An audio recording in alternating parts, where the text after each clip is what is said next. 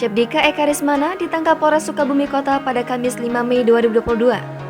Pemuda itu dicari-cari lantaran kasus menginjak Al-Quran.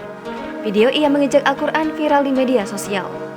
Pada Rabu 4 Mei 2022 malam, Laskar Fisabilillah dan Paguron Sapu Jagat menggeruduk rumah Cebdika Eka Rismana.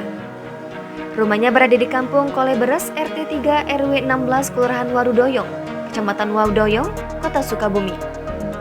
Pencarian Cebdika Eka Rismana berlangsung sehari. Pada Kamis 5 Mei 2022, Cebdika Eka Rismana ditangkap di sebuah warung sate di Kabupaten Sukabumi. Saat itu, pemuda yang menginjak Al-Quran tersebut sedang mampir makan dalam perjalanan wisata ke Pelabuhan Ratu, Sukabumi. Ia tak sendirian, sang istri yang berinisial SL juga ikut ditangkap polisi.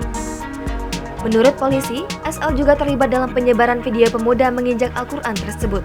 Zainal mengatakan kedua pelaku yang ditangkap merupakan pasangan suami istri yang menikah siri secara agama. Menurutnya, viralnya video seorang laki-laki yang menginjak Al-Quran berawal dari konflik keluarga.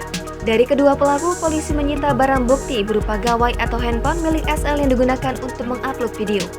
Kedua pelaku dijerat pasal 28 ayat 2 junto pasal 45A Undang-Undang Nomor 19 Tahun 2016 tentang perubahan Undang-Undang Nomor 11 Tahun 2008 tentang informasi dan transaksi elektronik dan pasal 156A KUHP tentang penodaan terhadap suatu agama yang dianut di Indonesia. Jangan lupa subscribe, share, komen, dan like ya!